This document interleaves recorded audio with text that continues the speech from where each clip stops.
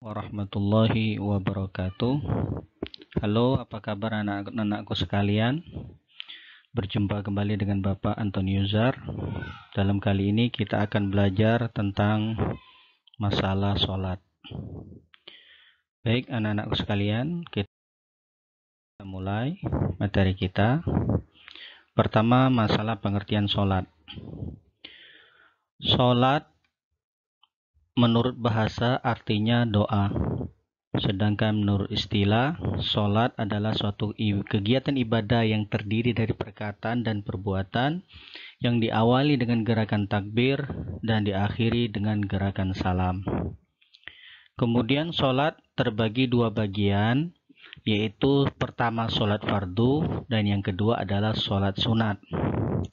Sholat fardu ada 5 waktu, yaitu pertama sholat subuh ada 2 rakaat, 2 sholat zuhur ada 4 rakaat, 3 sholat asar ada 4 rakaat, 4 sholat maghrib ada 3 rakaat, dan yang kelima sholat isya ada 4 rakaat. Kemudian selanjutnya, sholat fardu apakah ada dasar hukumnya? Ya, sholat fardu anak-anakku sekalian itu ada dasar hukumnya, yaitu berdasarkan Al-Quran surah Al-Hajj ayat 77 yang berbunyi, A'udzu billahi minasyaitonir rajim.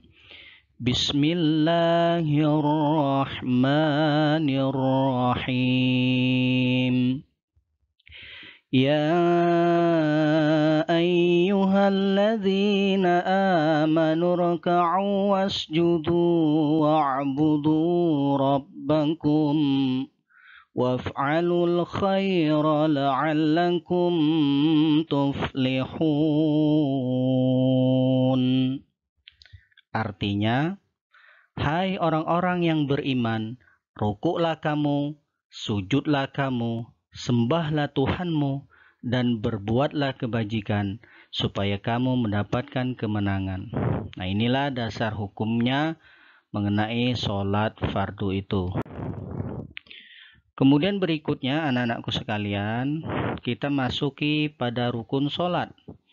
Rukun sholat ini maksudnya adalah yang mana seluruh gerakan di dalam sholat ini, yang ada 13 ini semuanya wajib dan harus dikerjakan di dalam sholat. Apabila satu saja di antara ke-13 rukun ini tidak ada di dalam gerakan sholat kita, maka sholat kita menjadi batal. Adapun ke-13 rukun sholat ini anak-anakku sekalian, yang pertama adalah niat.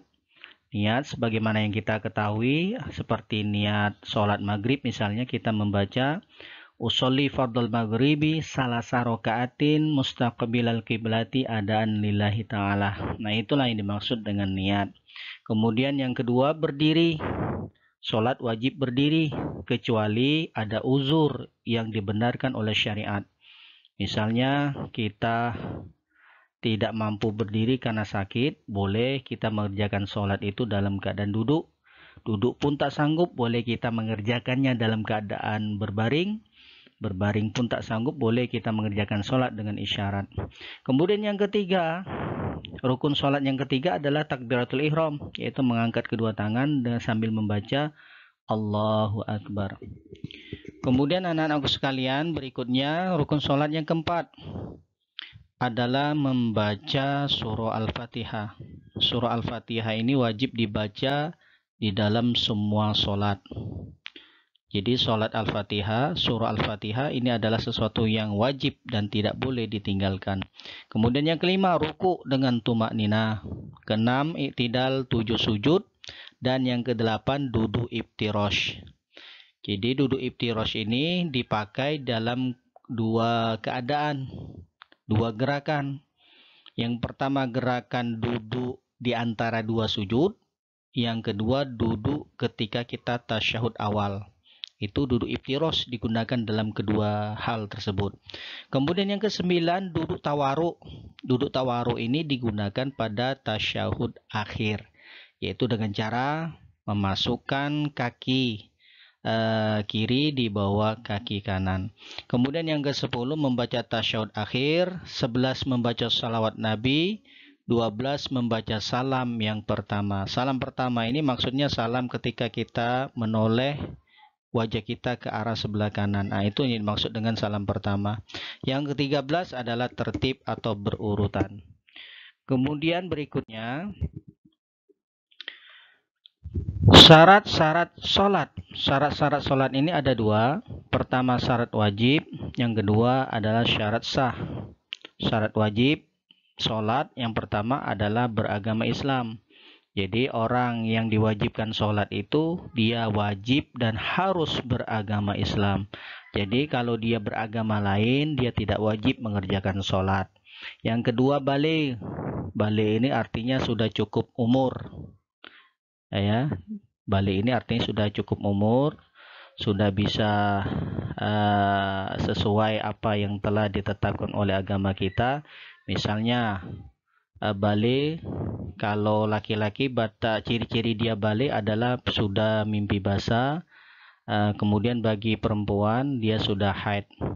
Dan itulah ciri-ciri masalah anak-anak yang sudah dianggap balik. Kemudian yang ketiga berakal. Jadi orang gila tidak boleh mengerjakan sholat. Kenapa? Karena kalau orang gila atau orang stres mengerjakan sholat, jelas dia tidak akan mengerti apa yang ia kerjakan. Kemudian syarat sah sholat ada 5. Pertama tahu waktu sholat sudah masuk. Jadi sholat itu dikerjakan apabila telah masuk waktunya. Apabila waktu sholat belum masuk dia mengerjakan sholat, maka sholatnya dianggap tak sah. Kemudian yang kedua, suci dari hadas besar dan kecil. Jadi sholat pun harus suci dari hadas besar dan kecil. Misalnya dia sholat, kemudian dia buang angin, maka sholatnya menjadi tak sah. Kemudian yang ketiga, suci dari najis baik di badannya, pakaiannya, dan tempatnya. Jadi baik badan, pakaian, dan tempat sholat itu harus bersih dari najis-najis. Kemudian yang keempat, menutup aurat. Nah, batas aurat laki-laki ini adalah dari pusat sampai ke lutut, sedangkan perempuan itu adalah seluruh badannya, kecuali muka dan kedua telapak tangannya.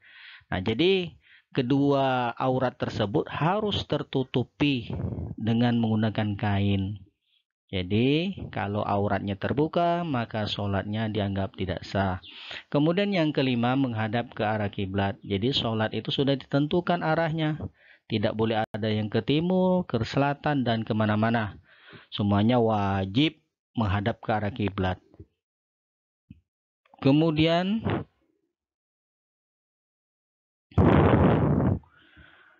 kedudukan sholat di dalam Islam adalah sebagai rukun Islam yang kedua.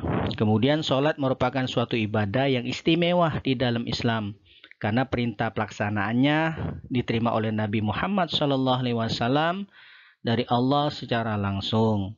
Kemudian sholat dijadikan sebagai penanda utama dalam status keimanan seseorang muslim karena mengerjakan sholat juga merupakan tanda awal keislaman.